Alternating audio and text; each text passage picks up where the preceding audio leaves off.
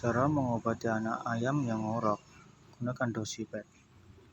Lalu taburkan ke dalam mulutnya, sedikit saja.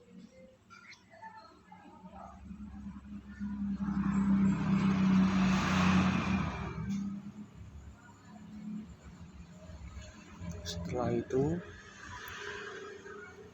jangan dikasih minum selama 1 jam. Setelah 1 jam, baru boleh kasih minum.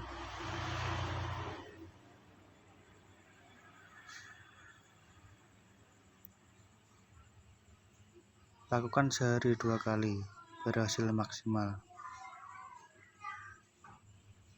Lakukan selama 2 hari sampai 3 hari.